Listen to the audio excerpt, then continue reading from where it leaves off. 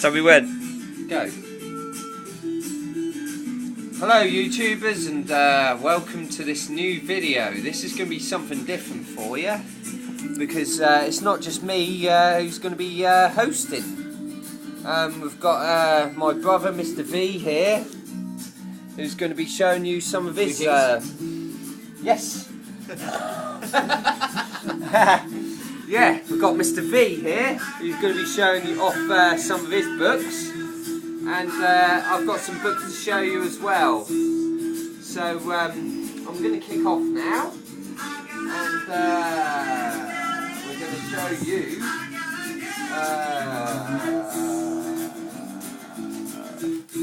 right, are these the books I'm showing?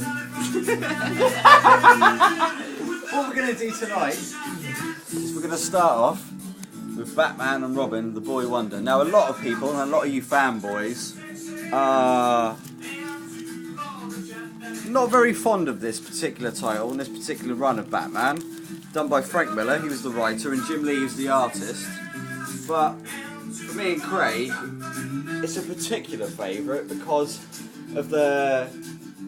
I can't really put it in any other way apart from a hard-assed version of Batman. This is fucking badass. Yeah, man. really, really badass version of Batman. But this is a story which is also told from the point of view of Robin, by Dick Grayson. And he's become a bit of an underrated character in the Batman canon.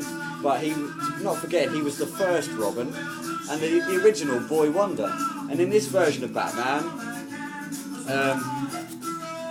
we get a lot grittier version of Batman, like this young teen who's introduced to this dark, violent, horrible world, man, of what Batman truly is. A lot of people, I think, get hung up on the legend of Batman without forgetting that the truth of Batman is that he's a dark vigilante.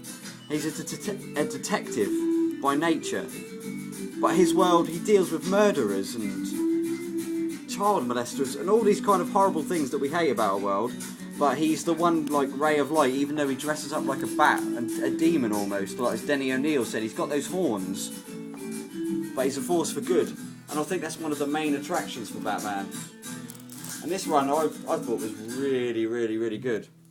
Oh, that is sexy, man. Yeah, I like that. I like the dark depiction of Batman because he is violent in nature. There's no other way of getting around it. If you want to present Batman in a realistic fashion, he's a dysfunctional human being inherently, but his motives what makes him most appealing, because he's driven by good and honest and the truth and justice. But the way he goes about getting these, he can't help but satisfy his own needs. All I can say that the Black Canary looks a sexy bitch on that fucking cover. That's all I can say. That's true. Yes. How can you deny these facts? Yes, exactly. And a lot of things that I think a lot of fanboys forget about is sometimes, even though Frank Miller is very sort of pulp and noirish in his depiction of Batman, they forget about the little details that he puts in. Like, there's very few comics where you get this. You get a full 6-page pullout of what the Batcave looks like. And he even goes into such detail as saying the music that Batman has piping throughout his cave, his brooding, his fortress of solitude, is Johann Sebastian Bach. And anyone who's listening to that knows that if you put that in modern terms, that would essentially be metal music. So the anger and the frustration is there immediately. There's little details which makes Frank Miller really, really crucial, but he presents a caricature of Batman. He exaggerates him for us. I think Frank Miller said once upon a time he doesn't want to see like the bored realism of superheroes. He wants to see them in all their fancy. He doesn't want to see sweat patches beyond, like, underneath Superman's armpits. He wants to see him fly. He wants to see the best they can be. And Batman is violence and all those things that we hate, but he channels all those things that we hate and all the things that we're worst at into something pure and beautiful and justice, truth. Possibly the rum talking, but... Hey. I don't think it's the rum, you know what I mean? It could be the Leffy instead, man. Hey! I folded it wrong. Hey, Gimpy. Hey, Hippies Collectibles. I know you were drunk the other day, Tom.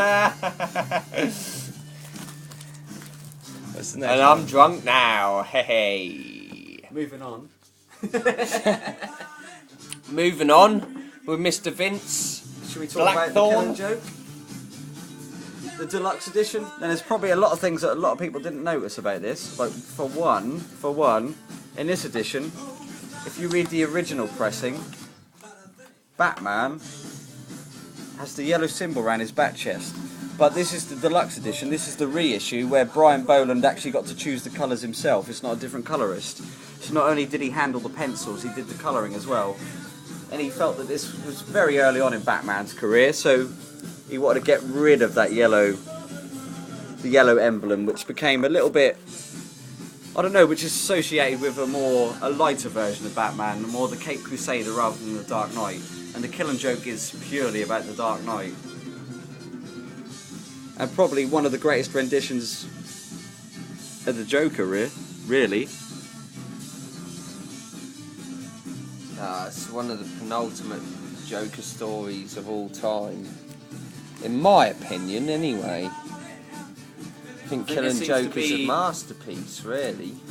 Definitely a masterpiece. That I think any writer who deals with the Joker, all the greatest artists seem to deal with the fact that it's not necessarily a case of him being insane, but like Grant Morrison put in Arkham City, he's kind of super insanity.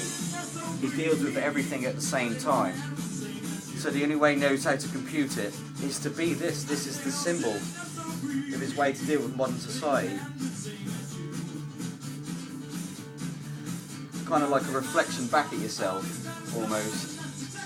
Like he's taking a picture of you, but it's almost like you're taking a picture of yourself. The Joker is like the Joker is modern society. Because how do you compete with all this? You've got like commercials. One commercial is all about like buying the right toilet paper so your bum's fresh and clean, and then it shoots to like, oh yeah, kids are dying in Africa, they're dying, they're bleeding to death. Can you help and give some money? How do you deal with that? How do you put all that together? And one day you lot are going to hear that there's this great track that me and my brother wrote called, well we didn't write it, actually Alan Moore wrote it, but we organised it, and it's called The Killing Joke. And there's a particular bit in this graphic novel where the Joker has captured Commissioner Gordon, which you can be said, which I think is true to be said, is the embodiment of Batman's consciousness, his conscience in a modern society without him with the bat suit. Jim Gordon has the same ideals as Bruce Wayne, but not necessarily Batman, I suppose. And he sings this song to Jim Gordon. So I've gone right to the end. But he puts him through the thingy where he shows him pictures of Barbara Gordon. She's been raped and beaten. Ooh. And he sings this song to him. And it's, when you're loony and you just don't give a fig, man so puny and the universe so big, if you hurt inside, get certified, and if light should treat you bad, don't get even or get mad. And there's some truth in the Joker.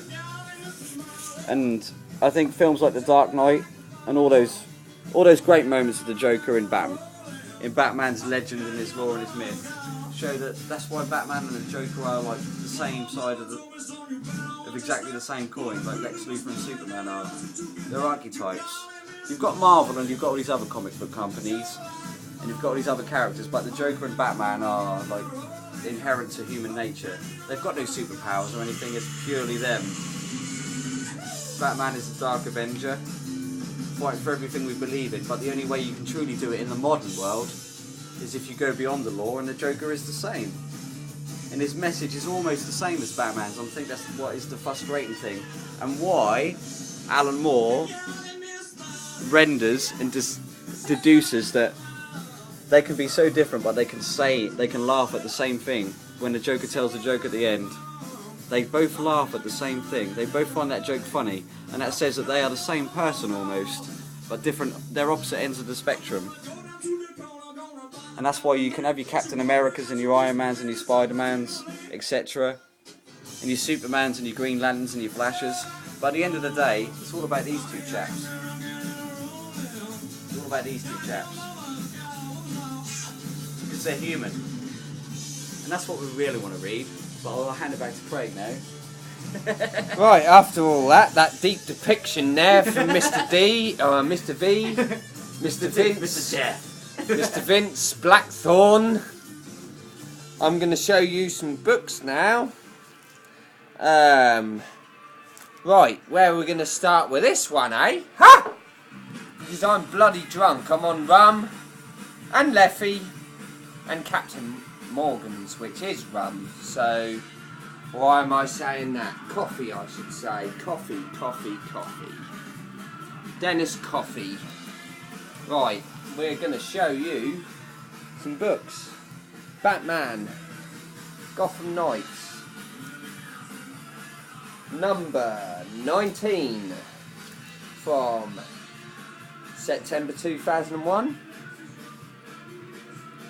And we've got a wild depiction of a basketball player on the back there.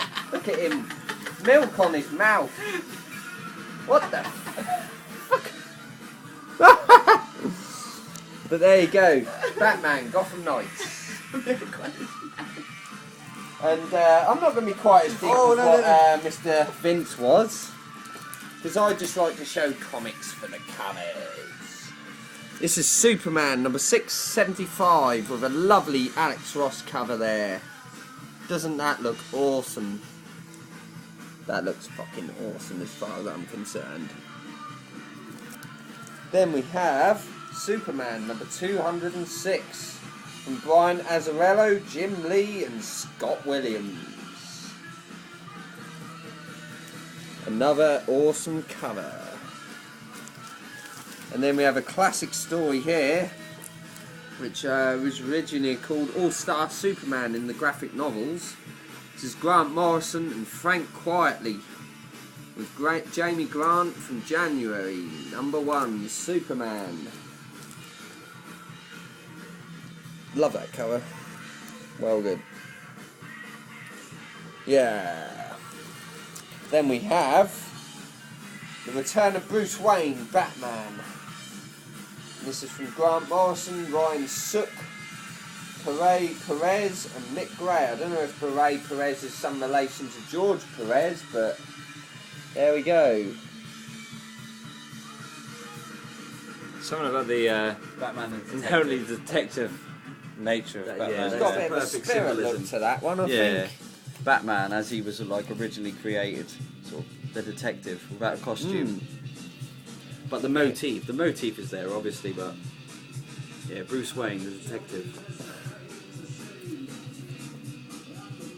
And then from number 686 from April 2009, we've got Neil Gaiman, Andy Kubert, which is Joe Kubert's son.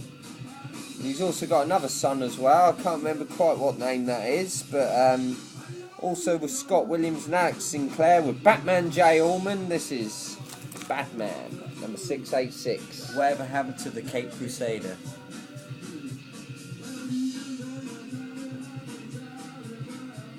And Scott Williams and Alex Sinclair, very good inkers and colorists who've done